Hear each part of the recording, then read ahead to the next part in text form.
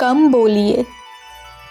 संभाषण कुशलता एवं वाक्पटुता के इस वर्तमान सभ्य युग में आप कम बोलने की आदत डालिए। अधिक बातचीत न करिए। शायद आपको अनुचित एवं असंगत प्रतीत होगा, किंतु यदि आपको समाज में एक सम्मानपूर्ण एवं प्रतिष्ठित स्थान बना लेना है तो आप कम बोलिए और व्यर्थ बातें बनाना छोड़ दीजिए। पारस्परिक विचार विनिमय में शब्दों की कंजूसी करिए। अपनी जिह्वा पर अंकुश लगाइए और अपने विचारों को कम से कम शब्दों में व्यक्त कीजिए।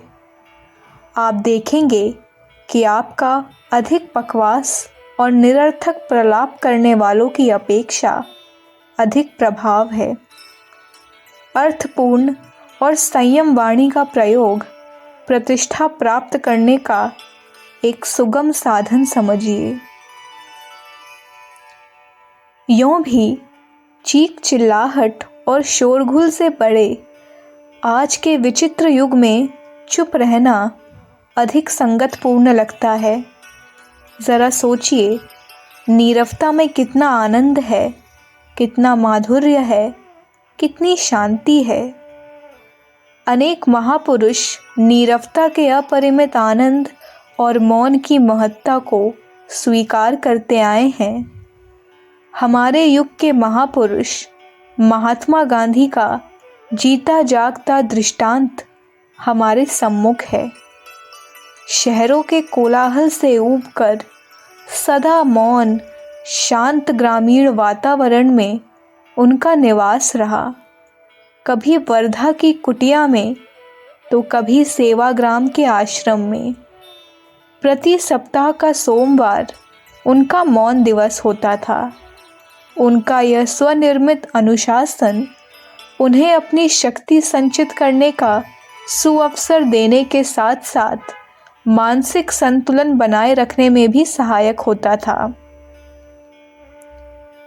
गांधी जी का व्यक्तिगत विचार था कि मौन साधन सत्य की खोज में भी महान सहायक सिद्ध हुआ है।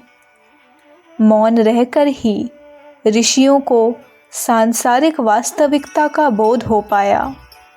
लगभग 30 वर्ष से प्रसिद्ध महर बाबा मौन धारण किए हुए हैं।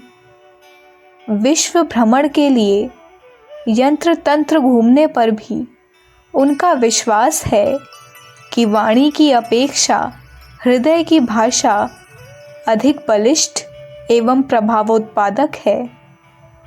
उत्तर प्रदेश के बांदा स्थान पर स्थित बम्बेश्वर पर्वत पर निवास करने वाले महात्मन सांसारिक माया मोह और झूठ प्रपंच से ऊबकर सन्यासी बन गए और 20 वर्ष तक मौन साधन कर अपने योग साधन में निरत रहे।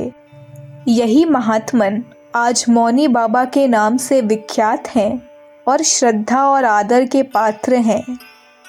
किंतु यह न समझिए कि मौन धारण करना निर्जीवता एवं विरक्त जीवन का द्योतक है। इस अवस्था में भी जीवन है, सजीवता है। प्रायः देखा गया है कि जो विचार, जो भावनाएं भाषा द्वारा व्यक्त नहीं की जा सकती, मौन द्वारा भली भांति अभिव्यक्त हो जाती हैं। मूक एवं शांत वातावरण में हृदय का हृदय से संयोग होता है। हृदय अज्ञात भाषा द्वारा दूसरे हृदय की स्थिति, उसके भाव, उसके स्पंदन के विषय में सब कुछ ज्ञात कर लेता है। प्रसिद्ध थियोसॉफिकल सोसाइटी की संस्थापिका मैडम HP ब्लावटस्की ने मौन ध्वनि के विषय में बहुत कुछ कहा है। मौन का प्रभाव अपरिमित है। प्रत्येक कला को उसने प्रभावित किया है। ललित कला की सिरमौर कला को ही देख लीजिए। मूका अभिनय से विविध हाव भाव के प्रदर्शन से नृत्यकार अपनी कला को सजीव बना लेता है। अपनी भाव भंगिमा से ही वह अपनी प्रत्येक बात को भली भांति दर्शकों के सम्मुख रख पाने में सफल होता है। संभवतः वाणी के संयोग से उसे अपनी कला को इतना सजग एवं सजीव बनाने में इतनी सफलता न मिलती। प्रसिद्ध कथकली नृत्य अपने मूकाभिनय की सजीवता के कारण ही आज संपूर्ण विश्व में प्रसिद्धि प्राप्त कर चुका है।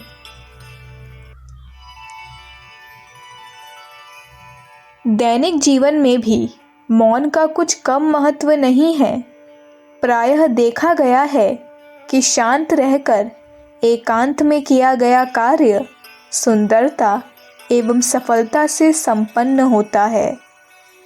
अध्ययन को ही ले लीजिए।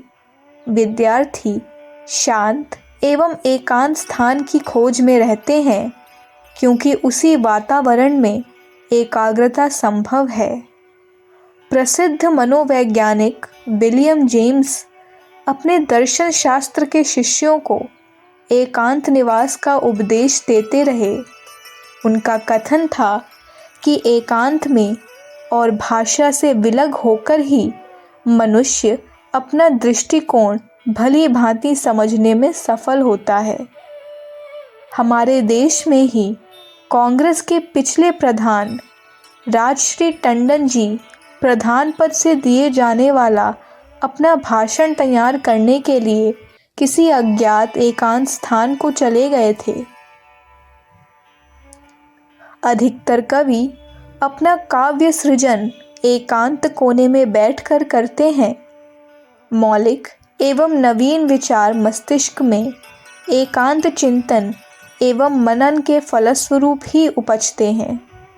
उस समय कोलाहल पूर्ण इस धरती से जैसे संबंध टूट सा जाता है। इस प्रकार हम देखते हैं कि मौन की बड़ी महत्ता है, उसमें महान बल है। यद्यपि आज के युग में वह कम उपेक्षित नहीं है। आज प्रत्येक व्यक्ति जिह्वा द्वारा ही विश्व को जीतने की, अपने कार्य साधने की सुध लगाए है। एक बात के स्थान पर चार बात बनाने के हम अभ्यस्त हैं।